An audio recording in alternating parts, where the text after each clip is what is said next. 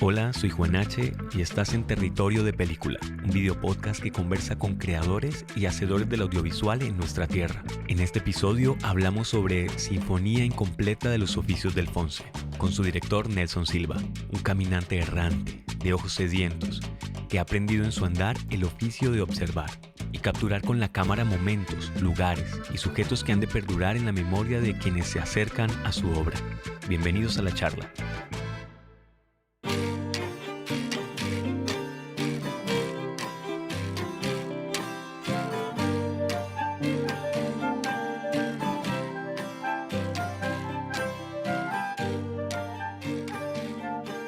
Una sinfonía de ciudad es un género, ¿cierto? Cinematográfico de la década de los 20 más o menos, cine mudo, periodo entre guerras, y resultó ser una especie de poema visual, transita entre el documental y el experimental, y tiene pues una riqueza visual pues muy atractiva, muy seductora, ¿cierto? Este periodo del que estamos hablando de pronto era un periodo muy convulso, muy intenso, un periodo de silencio entre guerras, de silencio del conflicto de alguna manera, en el que los movimientos artísticos empezaron a emerger también, en el que la vida social, política, económica de las ciudades también empezó a cambiar, y eso está atravesado también como por la industrialización, ¿cierto? Hay iconos como el ferrocarril, el tren, en este periodo. Y eso habla un poco del origen de la sinfonía, pero yo quisiera de alguna manera descubrir cómo se encuentra, cómo te encuentras con el género, cómo sientes que es algo que es necesario de usar como un mecanismo de comunicación o como... Eh, pues yo la verdad no lo premedité tanto. Yo, digamos que esa realización obedecía más a curiosidad mía. No quería hablar tampoco de nada, ni tenía pensado nada previamente. Simplemente entrar y filmar y como aprovechar el espacio fotográficamente y poder mostrarlo, porque también sabía que mucha gente no sabe lo que había tras esas paredes. Buscaba más también era como el movimiento. Eh, ya llegar al formato de la sinfonía, pues es, digamos que con la... ¿Cómo te encuentras con el género? Es decir, ¿cuándo viste una sinfonía y dijiste eso está chévere, está interesante? Viendo cine, digamos cuando empiezo a ver cine, porque también tengo periodos como de que leo mucho, veo mucho cine, como también tiempos muy largos en los que no veo ni leo. Y hacía muchos años pues que había visto las sinfonías como Berlín, Sinfonía de una gran ciudad, películas de ese tipo. Me pareció muy válido. Bertop también, estas últimas que fueron muy famosas de Koyaanisqatsi, una trilogía que hay con música de Philip Glass, y me parecía pues una cosa muy bien hecha, muy interesante, y también pues independiente de lo que siempre uno ve. Yo lo que quería en realidad era como mostrar los objetos que habían tras esas paredes, pero también para poder como tener la manera de hacerlo. Pues no quería hacer un documental típico, de pronto decir que voy a mostrar cómo se hace un costal de fique. Ahí está implícito el proceso, pero no era como hablar de eso. Entonces pensé que tal vez la mejor manera de poder acoplar esas imágenes era en ese formato, pero no fue tampoco, o sea, eso fue casi como sucedáneo a la idea, y no premeditado, o sea, no. Sí, nunca hay un interés de quiero hacer una Sí, sinfonía y no, voy no. a encontrar un tema Fue que como se vincule. el formato que dije, pronto me funciona para tener excusa de mostrar esto. Que es lo bello del cine, ¿no? Que finalmente las películas terminan diciendo cómo deben montarse, Sí, cómo deben como también suceder. uno estar atento a esa búsqueda, que las mismas cosas le van a uno dictando el camino, se lo van dibujando. Y tener uno también la perspicacia de saber ver como por dónde coger, que eso también es clave. Siempre hay que como tener un poco esa habilidad también. Pero sí fue como de esa manera. Muy espontáneo. Sí. Yo sobre eso tendría que hablar de la referencia que mencionas, que es Berlín, ¿no? Como una gran sinfonía. De hecho, creo que es la sinfonía que le da el nombre al género. Creo que sí. en la historia del cine y es una sinfonía que habla también pero habla de muchas cosas, ¿no? Tiene una estética y una belleza única, ¿cierto? Y eso ya lo convierte en una obra de referencia. Sin embargo, también esconde detrás una cantidad de acontecimientos pues de un retrato, ¿no? De una sociedad que no es solamente un rostro, sino que también tiene una vida social, una vida productiva, una vida, no sé, Sí, sí. industrializada. Y la constante o el común denominador en las sinfonías era precisamente hablar de ese momento histórico, ¿no? Como el frenesí de la industrialización, de las máquinas, de cómo esto impactaba pues, el ser y el existir en la época. Y cuando uno ve la sinfonía que tú traes, pues que de alguna manera como habitante del territorio uno dice, uy, por fin tenemos una sinfonía, uno de repente las ha visto, las ha disfrutado y las ve en otros lugares, ¿no? Como en otros sitios, ¿no? Sí. Europa, Francia, ¿no? Bueno, como muchos lugares que han tenido ese protagonismo desde la sinfonía y cuando uno ve tu película, uno dice, "Hijo de pucha, por fin tenemos una sinfonía sangileña digna, ¿cierto?, de compartir con la comunidad porque es muy bella, es muy poética. Gracias, profe. Sin embargo, eh, las sinfonías de antaño, aunque también se permitían una plasticidad y como cierta sensibilidad, pero generalmente hablaban como de la tendencia o el tema en tendencia que era el desarrollo tecnológico. Y esto pues es muy abusivo de mi parte porque de pronto ni era así. Pero encontrar que en la Sinfonía del Fonse, o la Sinfonía de Oficios, la Sinfonía incompleta de los Incompleta de Oficios del oficios del Fonse, Fonse, para un trabalenguas, pero sí, esto de pronto pone su foco en, en oficios que de pronto ya no están en tendencia, ¿no? En un momento donde la tecnología es abrumadora y hablamos de lo digital y eso tiene una presencia en nuestras conversaciones y de repente la sinfonía se enfoca en aquello que está de pronto dejándose de lado, que es la manufactura, ¿cierto? sí, Lo mecánico, lo que se hace con las manos, lo que es orgánico. sí. Me causa mucha curiosidad. Pues sí, yo también digamos que a la par un poco por darle como un hilo conductor a todo esto, pues dije, si la cuestión es máquinas y eso también que haya como un subtexto que hable de como una especie de alerta a San Gil sobre todo, pues acá, de que San Gil fue un municipio bastante pujante industrialmente hablando anteriormente. Y pues como el profe lo dice, ya esas situaciones están en sus estertores.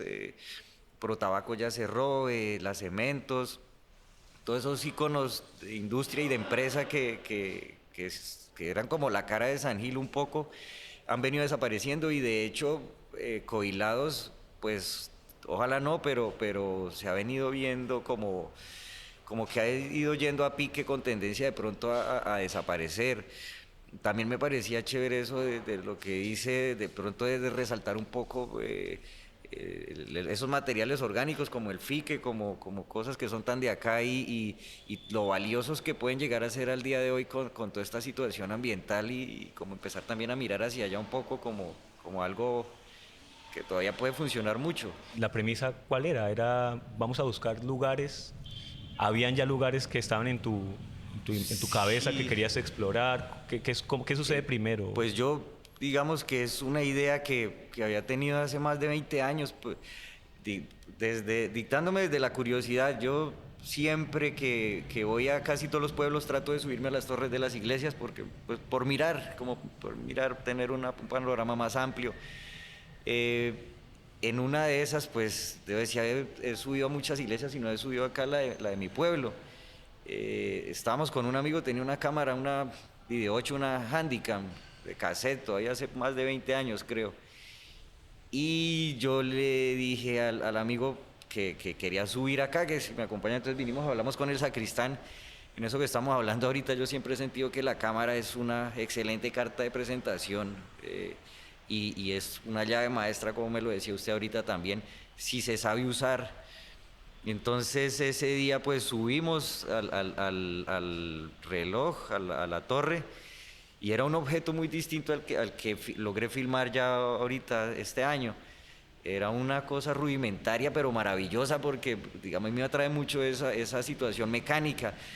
incluso habiéndome educado o aprendido desde la fotografía análoga, era un poco como mirar cómo es mecánicamente que funcionan las cosas. Y desde esa curiosidad subir a mirar, yo filmé ese día el reloj, pero entonces decía, ¿cómo muestro eso? Ahí todavía como que era simplemente un pálpito, pero no tenía tal vez claro todavía lo que iba a hacer con ello, y que sí tenía claro desde el principio que no quería hacer un documental o un video o algo como lo típico, donde ahí hay una voz de autoridad como reforzando, haciendo un poco, yendo casi al pleonasmo, y decía, no quiero eso. Y ya pasaron pues casi 20 años. Y pues ahorita ya con la oportunidad de haber estado en el SENA y tener los equipos, pues ahorita la voy a hacer, que era como el papayazo ahí para lograrlo. Entonces también en esa misma idea de decir, pero ¿cómo puedo acoplar esto con algo más? Dije, pues sitios que sean icónicos y que sean desconocidos, y que la cámara funcione como una ventana para asomarse. El documental, o bueno, la sinfonía tiene muchas dimensiones, porque uno puede verla desde lo estético y hay un deleite. Yo siento que es bonito, es agradable, la experiencia de verlo es una experiencia agradable. Pero cuando uno empieza a desentrañar todo lo que está detrás, hay una cantidad de subtextos que a lo mejor ni siquiera vienen del autor, que están ahí, sí, y que por su fuerza precisa, o por esa fuerza que acontece ahí, ya tienen vida y son leídos o son codificados por personas, por la audiencia, por la persona que lo está viendo. Sí, yo digamos que en las charlas que he estado con la Sinfonía, lo que me he dado cuenta es que cosas que yo pensaba y hacía, decía, de pronto esto nadie se va a dar cuenta, porque a veces son como cosas que dice uno son tan personales y pues son pensadas y hechas, pero dice, pero pues me puede significar a mí, de pronto a los demás no. Pero sí luego me encontraba con que la gente se encontraba esos discursos. Lecturas. Y pues, bueno, qué chévere. Por ejemplo, frente a la, digamos, ver que casi todas el personal que elaboraba en Coilados eran casi mujeres. Entonces, pues aquí hay un discurso de la mujer, así no hubiese querido yo hacerlo, pero y que es un tema que está tan en boga ahora. Y ahí también llegar un poco a la crítica de como de esa maquinización del humano, esa que se vuelve un engranaje más de la máquina. Un engranaje más de la máquina. Y entonces ahí sí yo decía en montaje, sí quiero hablar un poco de esto, y de hecho ahí está como que empieza una señora normal, luego hay una mujer vieja, cansada, que es el gesto como que uff, y luego una mujer joven con todo el ímpetu. Entonces aquí ya hay una frase que yo quiero decir esto, una crítica decía eso un poco. Entonces sí hay como cositas ahí, luego pues con bastante gusto me daba cuenta que la gente las encontraba y las sabía leer. Sabía leer. Chévere. Pues están bien escritas, me parece, ¿no? Sí. Que es importante el mensaje. Antes de ir a hablar del poder de la imagen, que es un tema ineludible aquí en esta conversación, yo vuelvo un poco a la capacidad de asombro, ¿no? Y yo usaba el término de lo que se nos vuelve paisaje, lo que se hace costumbre. El sonar de las campanas, el obrero, ¿cierto? La obra que ejecuta. Ese de construir o de alguna manera entender la mecánica de las cosas, la mecánica de una sociedad oculta detrás de muros, ¿cierto? Es como un develar el rostro que está detrás de. Y el rostro me refiero a las personas, ¿cierto? Sí. Pero también a los objetos con los que interactúan esas personas, ¿no? Las campanas, las máquinas. Eso me parece maravilloso. ¿Cómo romper ese hermetismo, ¿no? Porque uno, por ejemplo, hablando de Covilados, es una fortaleza, ¿no? Uno pasa por ahí y sabe que es una empresa importante para la región, pero ignora el acontecer de lo que al interior de allí, salvo las personas que habitan ese lugar. ¿Cómo romper esos muros? Que imagino que no fue fácil. ¿Cómo entrar a estas empresas o a estas pues, instituciones ya de la región, ¿no? Eso fue lo más complicado, yo pienso, porque pues primero como lograr dar a entender la idea, mucha gente pues no entendía qué era eso, o sea, como que cómo así, pero ¿para qué quiere mostrar eso? ¿Por qué? Sí, el dueño de la empresa, pero ¿usted qué quiere hacer? Incluso casi casi me ganó allá un enemigo. Ahora ya el man me adora y está agradecido con lo que hice en Coilados, que fue como donde más bregué aquí también con el padre, fue muy duro la entrada. Pero entonces también eso, o sea, yo soy muy terco y me he dado cuenta que soy capaz de hacer cosas que a veces ni yo creo que las pueda hacer. Entonces, como siendo en esa postura, decía, no, pues le sigo intentando.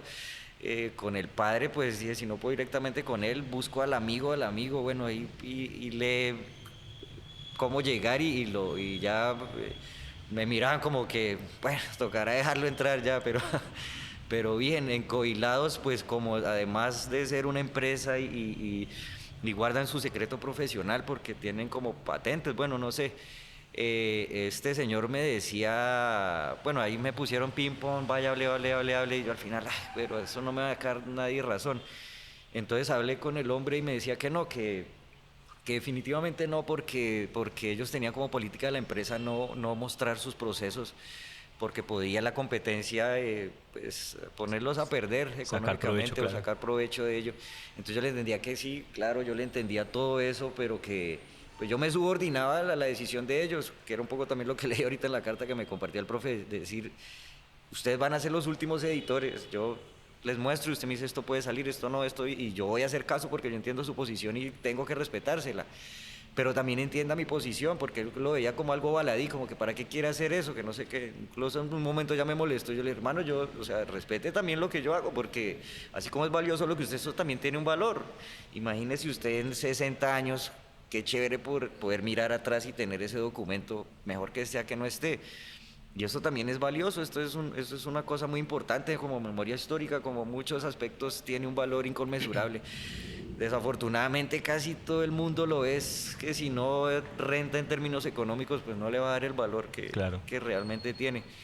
Y así fue como la lucha, pero al final pues logré entrar. Por todo lado fue como buscando contactos y Ahí ver hay cómo muchos entraba. detalles, ¿no? Porque tú, al escuchar eso, uno siente que ahí está el hombre de la cámara de Bertov intentando como meterse en donde no cabe, ¿no? Para documentar. Sí, era un poco, y además que era eso lo otro, yo Hay decía, una sinfonía detrás de la sinfonía, podríamos decir. sí, ahí hay como una, sí, pucha, como, parece ya es como metal esa lucha ahí anterior. Sí, en género sería como heavy metal. Pero también era un poco eso lo que menciona usted, por ejemplo, el paisaje sonoro de las campanas acá es una cosa que yo creo que está en la memoria consciente e Sí, inconsciente inconsciente de y en la todos, claro. mayoría muy inconsciente. Y yo toda la vida, desde pelado he vivido aquí por esta calle, el Guanentá hacia arriba, y pues siempre uno las escuchaba. Y siempre decía eso, por cómo suena eso, cómo hará para que suene una melodía y en Y de hecho campanas. también siento que está en extinción. Bueno, en lugares como este todavía digamos que lo mecánico, lo análogo funciona, pero he Sí, escuchado algunas iglesias en las que reproducen por un parlante el sonido de uy, las no, campanas, horrible. que es como la invasión del Sí, mundo sí. digital Sí, sí, ya como que pues a estas pierde su magia prácticas. un poco también eso. Total. Y entonces en esa época fue que yo dije, yo quiero ir a mirar cómo funciona eso y vine y veo esa cosa así como tan, un objeto muy maravilloso que era lo que me seducía de ver. Un rodillo gigante de madera, ahora ya es metálico, pequeño, que un poco cuando llegué y yo vi ya eso nuevo, pues yo, pucha, no era lo que yo quería o pensaba, pero bueno, pero de todas maneras es el mismo principio y al final lo que quiero es mostrar, develar eso, como, ¿por qué De suena eso velar. así? Era un poco eso, el querer, pues. Creo que, bueno, creo que es Rubén el que habla un poco de cómo la obra pesa y prueba al realizador, ¿no? Para ver si es digno de darse al rodaje, ¿no? Y siento que Sí. hay un poco de eso, ¿no? Imagino que si hubiera sido muy fácil, el espíritu de la obra hubiera sido otro, pero esa campaña ahí como tan dantesca, como tan difícil, tan de procesos, yo creo que está ahí, ¿no? En el alma, en el espíritu de la Sí, obra. Que pues no es fácil, es decir, una persona cuando puede entrar a un campanario, no tiene ni la terquedad, ni la necedad, sí, ni el permiso. Entonces que necesitamos a alguien que nos representara y que hiciera ese trabajo difícil. Y yo creo que esa es la magia, ¿no? Que tampoco son sitios públicos y abiertos a... sí, y sí, también partiendo del principio de la inaccesibilidad, decía pues que esto sea una oportunidad también para el común denominador de la gente poder ver. Y claro, sí, digamos que muchas de esas también conductas y todo es, pues que yo de alguna manera con quien, pues decir que he aprendido es un poco también como agrandarlo, decir de mi parte, pero que por la oportunidad que he tenido trabajando con Rubén, también encontrar muchas coincidencias en la mirada, aprender muchísimo también porque, digamos, de los fotógrafos que yo conozco, Para mí Rubén es el mejor fotógrafo que yo conozco. Tiene un ojo finísimo y como mira y sabe poner la cámara, que es otra cosa importantísima, esa conciencia de qué es lo que quiere ver, pues eso es clave. Y Eso, parece sencillo, esa es mi siguiente sí. pregunta, y yo me voy a meter ahí, pero es que parece sencillo poner una cámara, presionar el botón y ya, y hacer un registro, ¿no? Sí. Pero lo que uno encuentra en la sinfonía, y hablando de eso precisamente, pues, es un ojo muy, y yo no hablaría de agudo, pero sí es una mirada, es un autor, es alguien que está detrás con una conciencia de lo que quiere retratar, y la cámara tiene un lugar desde donde se posiciona y a quien, ¿cierto? A quien intenta documentar. También me parece que, bueno, no sé, en Berlín se rueda, o lo que se dice es que se rodó en un año con cámaras escondidas, y un poco la cámara haciéndose invisible por ahí para tener como esa naturalidad, pero no sé cómo funcionó aquí, ni cuánto tiempo tardas en hacerlo, creo que es lo de menos, pero sí la cámara es un personaje que se integra a una cotidianidad de una manera magistral, ¿no? O sea, ver, y recuerdo mucho esta imagen de un hombre recogiendo Eso es lo que más me gusta a mí también. ese pique, no sé, sí, sí. en el piso, y luego se acomoda con su brazo sobre un estante, no sé muy bien, y mira la cámara como si fuera, no sé, una mujer a quien le estuviera coqueteando. Me- ¿Y cómo hace que una cámara que es tan, no como que no se tan, sienta agresiva. sí, claro, que no agrede, o sea, Sí. una cámara realmente agrede y cambia la lógica del comportamiento en cualquier lugar, ¿no? Una Sí, cámara hace que sí. yo hable mejor, que me pare de esta manera, que quiera peinarme o que quiera arreglarme o lo que condiciona. sea. ¿Cómo hace que esa cámara entre a esos espacios? Y la mayoría de veces condiciona mal, o sea, porque Claro. lo pone uno como... A fingir. Sí, sí, postizo. Eh, yo tomo también personal, o para mí, una cosa que le escuchaba a Rubén en los primeros rodajes que hacíamos. Él decía, es que cuando yo miro algo, a mí el ojo me saliva, como cuando la lengua, usted piensa en algo rico de comer y empieza a salivar. Eso me pasa en el ojo. Y yo decía, a mí también me pasa eso. Yo siento eso. Yo a veces siento cuando estoy mirando algo, esto es bacano grabarlo. Así no tenga la cámara, estar tomando fotos con los ojos nomás. Sentir dónde hay una foto. Y no por buscarla, sino encontrarla. ¿Dónde está? No forzarla tampoco, porque pues eso no es... Yo creo que todo eso, al final, el trabajo se siente honesto y eso honesto. dice pues que fue hecho con honestidad, que es otra cosa que yo digo no. Y de esa misma manera también saber llegar a los personajes. Lo hace sonar muy fácil, pero en realidad para quienes de alguna manera hemos tenido algún acercamiento con el audiovisual, componer con cierta plasticidad resulta difícil, ¿no? De pronto la formación, el tiempo, la experiencia lo va preparando a uno, pero hay gente que tiene el don y yo creo que tú lo tienes. Y es evidente. Y bueno, esto suena al lago y me permito hacerlo porque quiero. Eh, la música. No podríamos hablar de una sinfonía si la música no atraviesa la obra. Y aquí hay un riesgo, me parece a mí, porque muchos géneros del audiovisual son atravesados por la música, ¿no? El sonoviso, el videoclip, la sinfonía de ciudad. Y uno puede fácilmente moverse hacia uno, hacia otro, porque no hay conexión, porque no hay relación, porque no hay composición en el conjunto, ¿no? Yo puedo tener una obra visualmente atractiva, pero la música para otro lado, o simplemente marca una temporalidad o un tiempo y yo voy a ese compás. Pero aquí la música se integra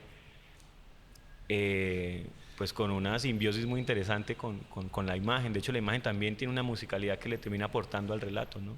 Está compasado por el reloj que está marcando, ¿cierto?, una temporalidad y nos envía en una narración que no tiene, o sea, que arrancó esta vaina y hasta que acaba esto uno no termina como de disfrutar.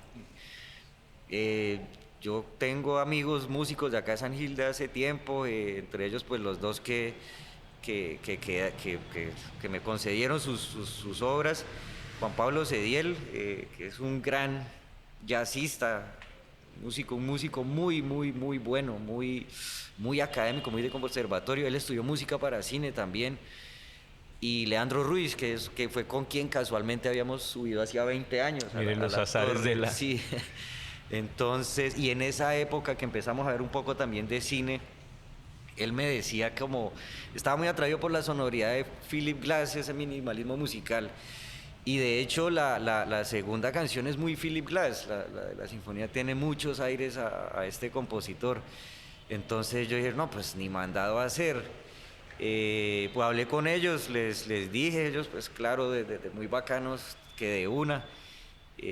Escuché la obra sobre todo de Juan Pablo, que es mucho más amplia, y ahí me demoré un poco decidiendo, pero esta guabina me pareció muy linda además porque es esta tierra. Entonces yo decía, pues eso es lo que quiero, como esas cuerdas, como eso, esa sonoridad campesina. ¿La sinfonía está inconclusa? Sí, pues yo pienso que sí, pues, pero no tampoco por querer propio, sino por el atrevimiento de hablar de oficios. Y no están todos los oficios, entonces por eso, incluso el nombre se lo puso Rubén, porque yo le quería poner Sinfonía Fonse, pero me parecía como ese pegado F y F, como que no era tan musical sonando y no me gustaba. Entonces con Rubén ahí como que construimos el nombre y póngale así, bueno, le compro la idea. Y además porque yo le respeto el criterio de ese man enormemente, Claro. es un tipo muy genial. Y ese fue pues como con esa premisa, porque yo le decía, lo que pasa es que no están todos para ponerle oficios del Fonse, entonces póngale incompleta. Incompleta. Y en esas pues decir mi hermana... Hay honestidad en lo inacabado, en lo inconcluso, en la obra de arte que no alcanza un punto final. Quizás esto se deba a su proximidad con nuestra naturaleza, un reflejo genuino de nuestra experiencia humana, siempre en proceso, buscando con vehemencia comprender un mundo categóricamente incompleto. No salgas de nuestro territorio. Continúa la experiencia a través de las redes sociales y la plataforma www.territoriodepelícula.com. No olvides compartir un trozo de nosotros. Hasta un próximo episodio.